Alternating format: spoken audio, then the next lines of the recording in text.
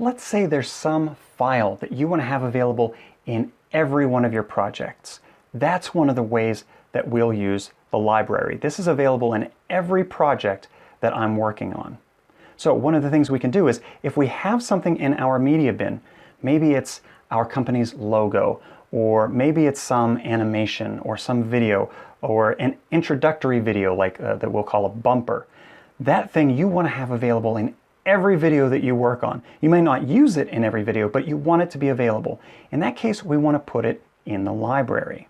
So to do that, what we can do is come down to our media, right-click the media, and we see the option to Add to Library, or Control-Shift-A. So let me show you that. I'll say add this to the library. It says that's voice 008, and now I can name it. Maybe this is my background music that I use, or some introductory music that I use every time. And I can label this appropriately, and I can say, background music, and hit enter. And now, if I open up a new project, and I go to my library, I can see that that track is there. Now, maybe I don't want that, and I say, oh, that was the wrong file, or I don't want that in my library. No problem. I can right-click, and I can delete it from my library.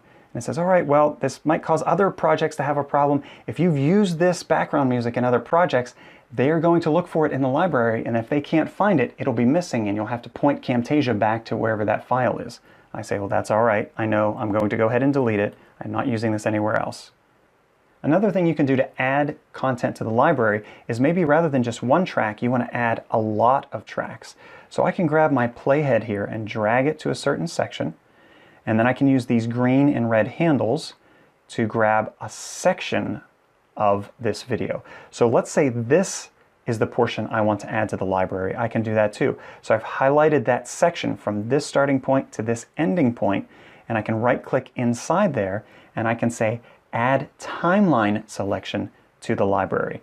And now in this case, it'll grab every track and just the part that starts here and ends here, and it will add that part to the library as its own asset. So again, you might not need the entire video, you might just need some portion that you want to have available in every project. Highlight the amount of time that you want, and then right-click inside and add that to the library. One other thing that I was curious about was where all of these library assets are, and so I found that those are on your local drive, and for me that's the C drive, under the Program Data, TechSmith, Camtasia Studio, Library 3.0 folder. So this is a link, and I'll copy this and I'll put this in the resources for you for this section. But one of the things I want to note for you is that this Program Data folder, this first thing under the C drive, is hidden. So if I just go to C and I look for Program Data, it's not there.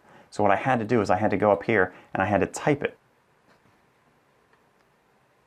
And there it is in the list. And then once I was there, I could go down to TechSmith, Camtasia Studio, Library 3.0, and here are all of the assets. So if I wanted to find that music, I could scroll down to the music, find the music tracks, go to Firefly, for example, and there's the MP3.